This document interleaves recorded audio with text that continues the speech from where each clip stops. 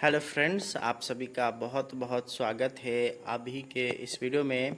और आप लोग देख रहे हैं आपका अपना पसंदीदा यूट्यूब चैनल ऑनलाइन ज्ञान संग्रह।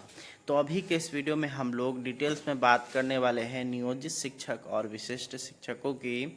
नियोजित शिक्षक रहने से आप लोग को कौन कौन से लाभ मिलेगा, आपका ट्रांसफ़र कहाँ पर हो सकता है, सैलरी आपका विशिष्ट शिक्षक से अधिक होगा या कम होगा, ईपीएफ में आपका कितना राशि जमा हो सकता है, और साथ ही साथ आप लोग को यूपीएस मिलेगा या नहीं।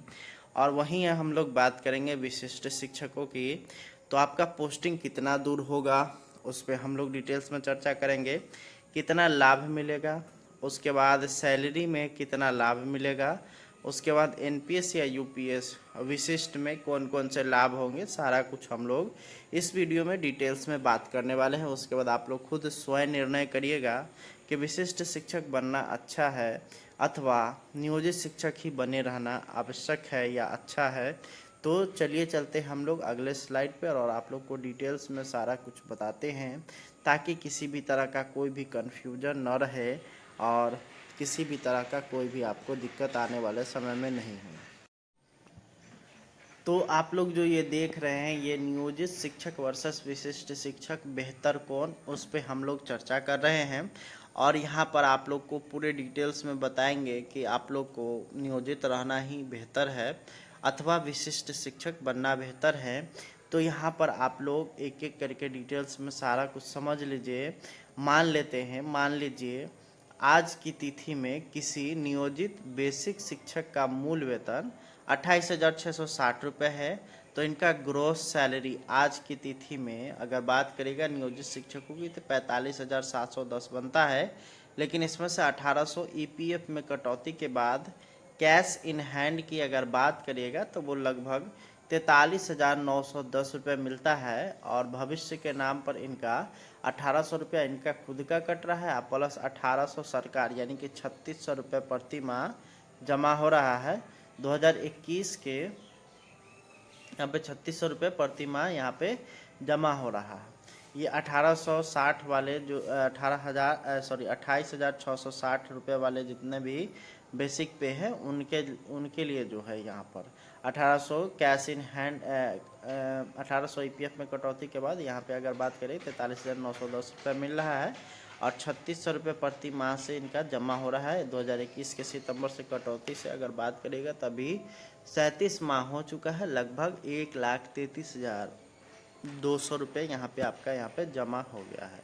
तो सबसे पहले हम लोग नियोजित की बात करेंगे। तो यहाँ पे सबसे पहले ट्रांसफ़र की सुविधा, तो आपकी ट्रांसफ़र की सुविधा फ़िलहाल अभी नहीं है। और अभी जो ट्रांसफ़र पॉलिसी आया है उसमें भी नियोजित शिक्षकों के ट्रांसफ़र का कोई जिक्र नहीं है। उनके लिए कहा गया है कि वो अपने यह जो नियमावली है उसमें नियोजित शामिल नहीं है। उसमें पहले से लिखा गया स्थानीय निकाय के शिक्षक सबसे ऊपर में ही हेडलाइन में ही है कि उनको जो है उनका जो स्थानीय निकाय के शिक्षक है वो इसमें शामिल नहीं है। तो ये हो गया। पेंशन की अगर बात करिएगा तो आपको किसी भी तरह का कोई भी पेंशन में देखने को नहीं मिलेगा। ग्रेजुइटी आप लोग को बिल्कुल नहीं मिलेगा। उसके बाद कर्मी, तो आप लोग जितने भी नियोजित शिक्षक हैं वो नियोजन इकाई के कर्मी हैं। ग्रुप बीमा आप लोग का नहीं है। रिटायरमेंट के समय कोई एक मुश्त राशि आप लोग को नहीं मिलने वाली है। राज्य कर्मी की सुविधा की अगर बात करिएगा तो जब कोई आप राज्य के कर्मी ही नहीं है तो राज्य के कर्मी की सुविधा कैसी होगी। तो ये यहाँ पर आप लोग देख सकते हैं। भविष्य की सुरक्षा में अगर बात करिएगा तो अनिश्चितता है, क्योंकि ईपीएफ जो है ये एक तरह से अगर बात करेंगे तो सिर्फ और सिर्फ आपका राशि लेकर के जमा किया जा रहा है और उतना ही अंशदान सरकार की तरफ से किया जा रहा है।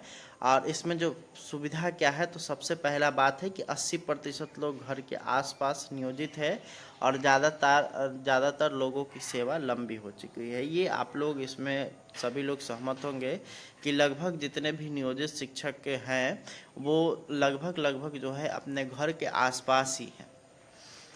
अब यहाँ पे हम लोग बात कर लेते हैं विशिष्ट शिक्षकों की। तो अगर आप विशिष्ट शिक्षक के रूप में योगदान करते हैं तो आपका जो 28,660 रुपये वाले जो बेसिक पे वाले होंगे उनका होगा 28,980 रुपया। और ग्रॉस सैलरी आज के डेट में 46,209 रुपये है, जो कि वर्तमान में इन पर भी एनपीएस लागू होगा और उनके वेतन में एनपीएस मद से 4347 रुपये की कटौती की जाएगी। और बहुत ही जल्द जो है यहाँ पे यूपीएस भी लागू होने वाला है, तो 4347 रुपये ही कटौती की जाएगी। इस प्रकार कैश इन हैंड 41,862 रुपये मिलेगा। एनपीएस मद में सरकार का अंशदान 5651 रुपया होगा, अर्थात दोनों को अगर जोड़ दिया जाए, यानी आपका योगदान और सरकार का योगदान को जोड़ दिया जाए, तो लगभग जो है 10,000 रुपये, यानी कि 9998 रुपये आपके जो एनपीएस अकाउंट होगा उसमें यहाँ पे जमा होता रहेगा।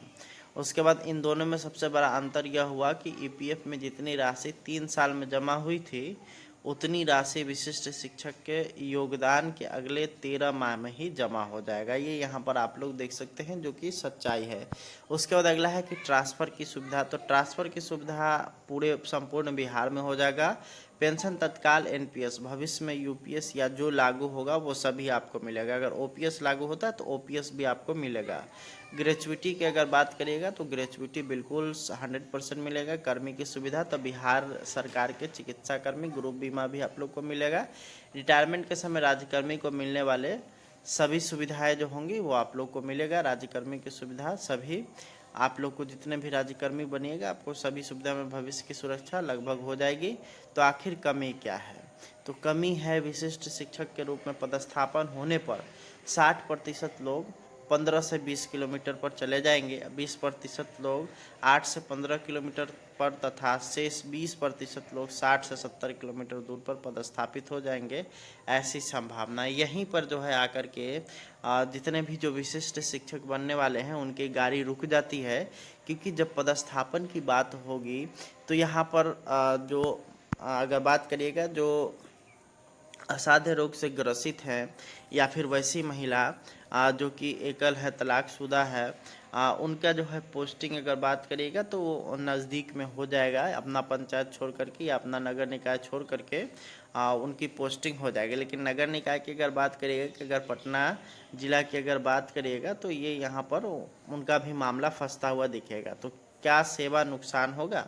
तो वैसे इस मामले में अभी स्पष्टता नहीं है, लेकिन नुकसान हो ही जाएगा ऐसी संभावना भी बहुत कम है, क्योंकि अभी हाल ही में हुए प्रधान शिक्षक या प्रधान अध्यापक परीक्षा में नियोजित शिक्षक से विद्यालय अध्यापक बने शिक्षकों को अनुभव का लाभ दिया गया है। इसलिए भविष्य में इस अनुभव के आधार पर पदोन्नति भी दिया जा सकता है। अब फैसला आपके हाथ में है। ये यहाँ पर आप लोग को बताया जा रहा है कि यहाँ पर आप लोग खुद से फैसला ले सकते हैं कि आप लोग नियोजित रहेंगे या कि विशिष्ट शिक्षक बनेंगे। पूरा डिटेल्स मैंने आप लोगों के बीच रख दिया है। सबसे बड़ा जो यहाँ पे दिक्कत है वो शिक्षकों का पदस्थापन को लेकर के है। शिक्षक का जो है यहाँ पे पदस्थापन को लेकर के चिंता है, क्योंकि जिस तरह से अनुमंडल पार भेजा जा रहा है शिक्षकों को, वहीं पे शिक्षकों की गाड़ी अटकती हुई दिखाई दे रही है। अन्यथा की स्थिति में शिक्षक को विशिष्ट शिक्षक बनने में मेरे हिसाब से लाभ है। आप इसके बारे में क्या सोचते समझते हैं कमेंट करके बताइए। आप लोग से मिलेंगे नेक्स्ट वीडियो में, तब तक के लिए बहुत बहुत धन्यवाद। Thanks for watching.